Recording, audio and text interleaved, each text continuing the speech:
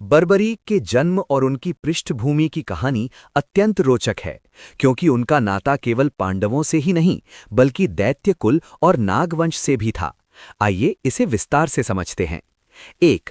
कुल और वंश, द लीनिएज। बर्बरीक का जन्म दो महान शक्तियों के मिलन से हुआ था। पिता घटोत्कच, भीम और हिडिंबा एक राक्षसी के पुत्र थे।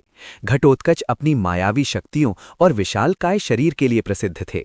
माता अहिलावती, मौरवी, वे नागराज वासुकी की पुत्री थीं। वे अत्यंत विदुषी, धर्मपरायण और युद्ध कला में निपुण थीं। विशेष तथ्य, बर्बरीक के दादा भीम थे, जो अपनी शारीरिक शक्ति के लिए जाने जाते थे। इस प्रकार बर्बरीक के भीतर पांडवों का क्षत्रिय रक्त, हिडिंबा का राक्षसी बल और नागों की बुद्धिमत्ता व विशैली शक्ति का मेल था। 2. बर्बरीक नाम का रहस्य। उनके जन्म के समय उनके बाल बब्बर शेर की अयाल, गर्दन के बाल की तरह घने और घुंघराले थे। इसी कारण उनका नाम बर्बरीक रखा गया। वे बचपन से ही इतने शक्तिशाली थे कि बड़े बड़े योद्धा भी उनसे टकराने से डरते थे। 3. शिक्षा और संस्कार, अर्ली एजुकेशन। बर्बरीक की शिक्षा किसी गुरुकुल में नहीं बल्कि उनकी माता अहिलावती की देखरेख में हुई।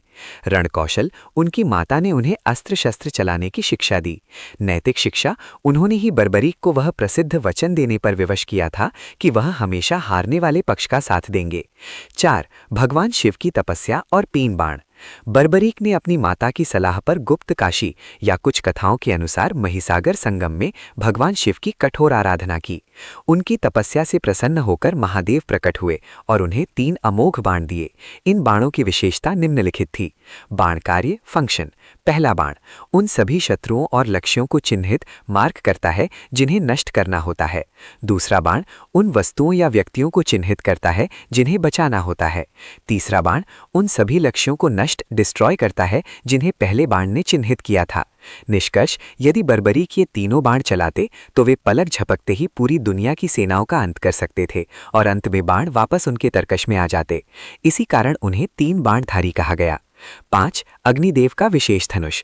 शिवजी के वरदान के साथ साथ बर्बरीक को अग्निदेव से एक विशेष धनुष प्राप्त हुआ था। ये धनुष इतना शक्तिशाली था कि ये तीनों लोकों, आकाश, पाताल और पृथ्वी में किसी भी लक्ष्य को भेदने की क्षमता रखता था। इस धनुष और 3 बाणों के साथ बर्बरीक अपराजय, अनडिफीटेबल बन गए थे। 6. पूर्व जन्म की कथा, द कर्स।